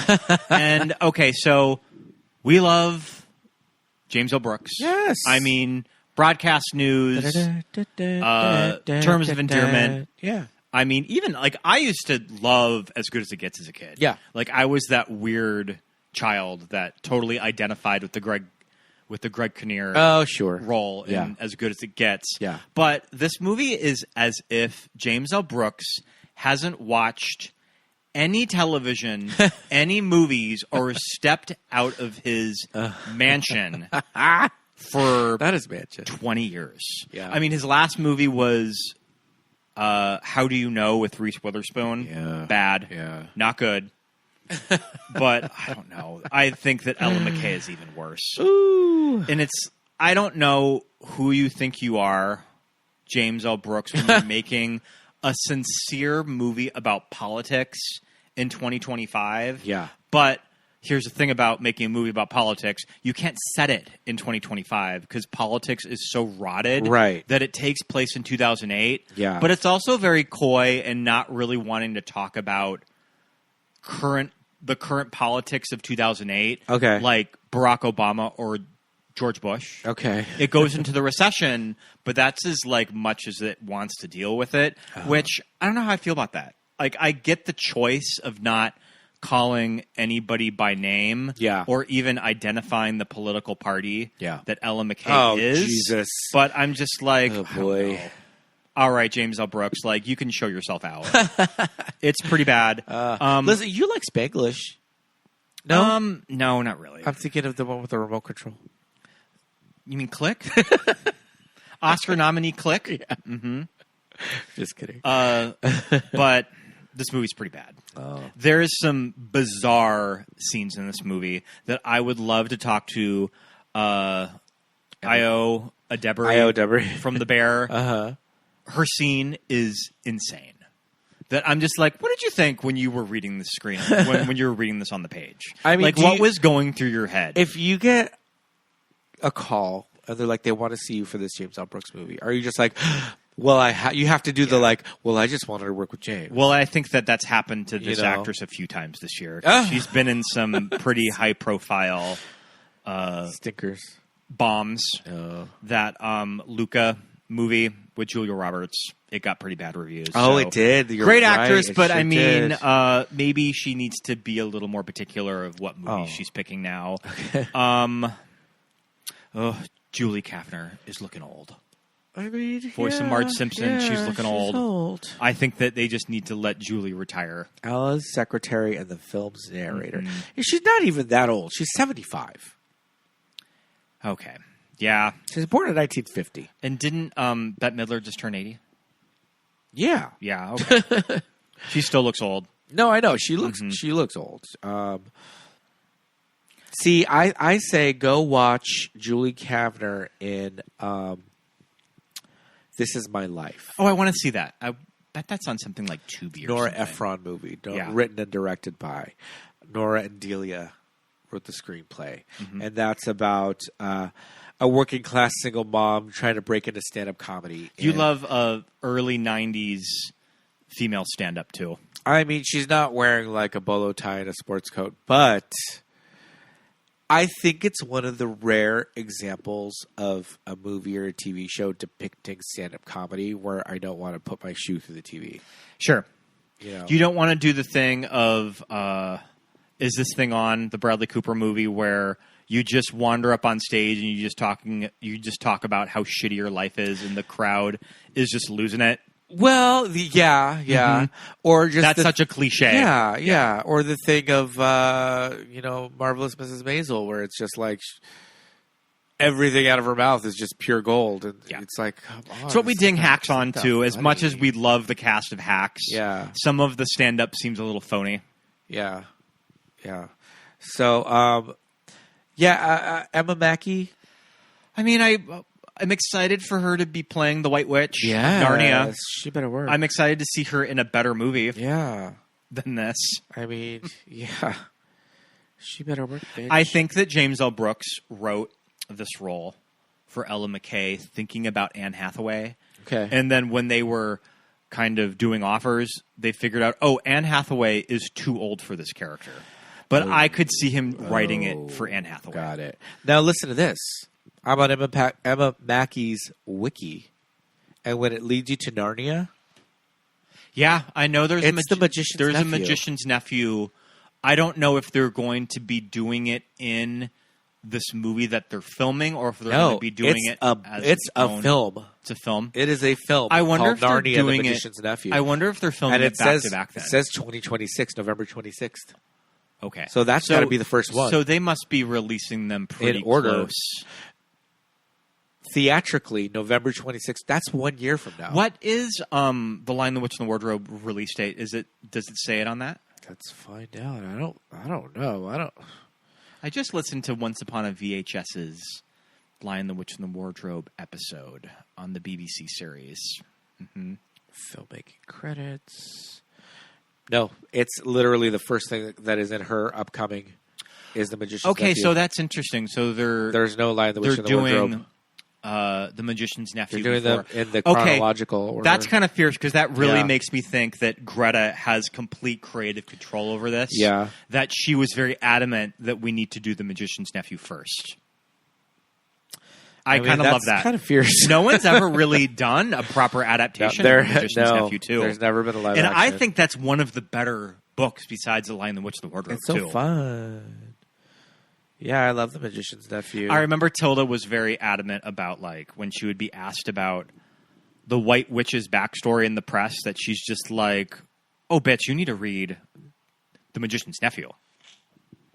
Okay, so IMDb, it just says Narnia. Okay. But Wikipedia says Narnia, The Magician's Nephew. Mm-hmm.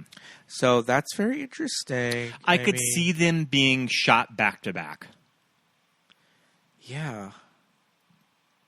Huh. All right. Well, that's exciting. It'll be the 4th. Okay. They're putting them in IMAX. It says Theaters scheduled to be released theatrically in the United States, November 26th, my birthday. 2026. How about that? It was Zootopia this year on your birthday, and next we'll read year, up a little bit about the production background after we're done here. But yeah, I like that. Okay. Very cool. But Ella McKay, if you want to see a really weird movie, go check it out before it's completely pulled from theaters by the end of the month. Because it's going to be pulled pretty soon. Yep. Oh, man. All right. So that's probably caught up with what we've been watching lately this past week. I think that next week is our finale. We're there. Well, listeners, that just means, as far as this episode is concerned, it's at that time. I think it is just about that time. Time to bust a rhyme. And time for our Patreon shout-outs. Pardon me, everyone. I am coming down from a little bit of a cold, as you can probably tell.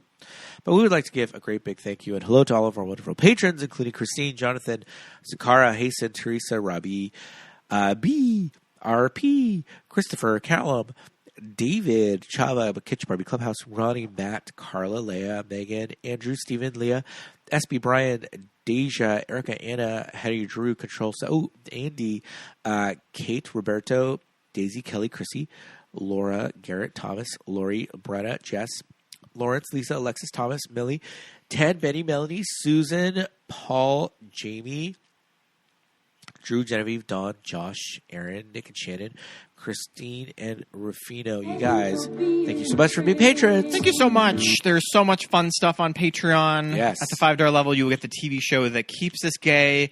We are planning a fun Christmas episode for the end of this month. It'll probably be out around Christmas. So probably at the end of the week that you're listening to this episode, we're going to be doing a TV episode. We might be doing the 90210 Christmas episode that I love. Yeah. Which will be a really fun discussion. You'll get that at the $5 level. At the $10 level, you will get the commentary. You'll get to watch with this commentary. Which will be finishing up Titanic. Yes, very, very shortly. So, yeah, thank you guys for being patrons, and all of those donations go directly to keeping the show on the air every Friday, ad-free. Like we said, we're going to be taking a little bit of break, but that comes every year, as you all know. But if you don't, take a break soon. You can like Scott was saying. Like, subscribe, comment, leave us a review. We would love all of that. Yes, indeed. Head over to your podcast listening application and follow the show. that will give you updates on when new episodes drop, and write us a review and give us a 5-star rating. Yeah. Yeah, we're sitting pretty at 4.9 over on Apple Podcasts. Follow us on socials. We're at Movies That Made Us Gay on Instagram. We're most active there. Share, comment, post your stories, all that fun stuff. That helps. All that engagement helps us reach a wider audience. We love it. You can go ahead and follow our personal accounts. I'm Scott Youngballer on Instagram, and follow my letterbox. Yes, indeed. I'm at Peter Lasagna, and follow Scott's Letterboxd. Thanks, everybody. Merry Christmas. Merry Christmas. Bye.